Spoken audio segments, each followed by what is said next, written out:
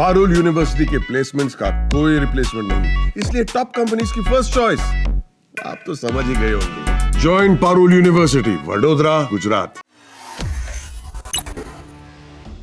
भारत के मुख्य न्यायाधीश बी.आर. गवई ने बुधवार को नाराजगी जताई है। उन्होंने कहा है कि वकील छुट्टियों के दौरान काम नहीं करना चाहते हैं। उन्होंने कहा, जो भी मामले अदालत में लंबित हैं, उसके लिए सिर्फ न्यायपालिका को दोषी ठहराया जाता है। दरअसल एक वकील ने ग्रीष्मकालीन अवकाश के बाद याचिका को सूचीबद्ध करने के लिए आग्रह किया था।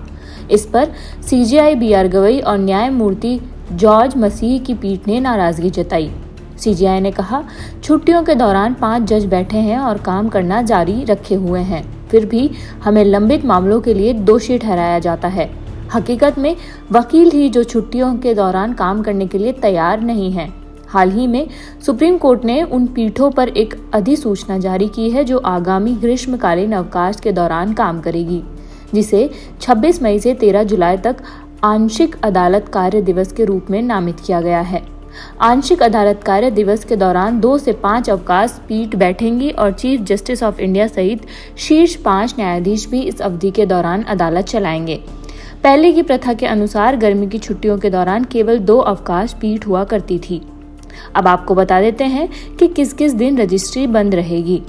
अधिसूचना में पीठों में न्यायाधीशों के साप्ताहिक आवंटन की रूपरेखा दी गई है। 26 मई से 1 जून तक CJI BR. Gavai, justice Suryakant, justice Vikram Nath, JK. Maheshwari और बी.वी. नागरत्ता क्रमशः 5 पीठों का नेतृत्व करेंगे। इस अवधि के दौरान सुप्रीम कोर्ट की रजिस्ट्री सभी अधिकारियों और कर्मचारियों के लिए सुबह 10 बजे से शाम 5 बजे तक खुली रहेगी। रजिस्ट्री सभी शनिवार 12 जुलाई को छोड़कर रविवार और सार्वजनिक छुट्टियों पर बंद रहेगी। आपको ये भी बता देते हैं कि महाराष्ट्र में सीजेआई बी.आर. गवई को स्थायी राजकीय अतिथि नामित किया गया है। राज्य सरकार की एक विज्ञप्ति के मुताबिक मुख्य न्यायाधीश बी.आर. गवई को अब आधिकारिक तौर पर महाराष्ट्र में स्थायी राजकीय अतिथि घोषित किया गया है। इस बीच महाराष्ट्र सरकार ने भारत के मुख्य न्यायाधीश के लिए कुछ अहम प्रोटोकॉल जारी किए हैं। ये प्रोटोकॉल मुंबई और राज्य के अन्य हिस्सों की यात्रा के दौरान आधिकारिक नियमों का पालन सुनिश्चित करने के लिए जारी किए गए हैं। इन दिशा निर्देशों में राज्य अतिथि नियमों का हवाला दिया गया है। माना जा रहा है कि राज्य सरकार की ओर से ये कदम बी.आर. गवई की नाराजगी व्यक्त किए जाने के बाद उठाया गया है। इससे पहले सीजेआई बनने के बाद वो पहली बार महाराष्ट्र पहुंचे थे।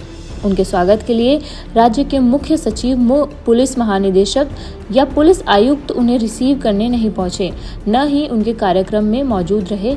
इस वजह से सीजेआई नाराज हो गए थे। माना जा रहा है कि ये कदम उसी के चलते उठाया गया है।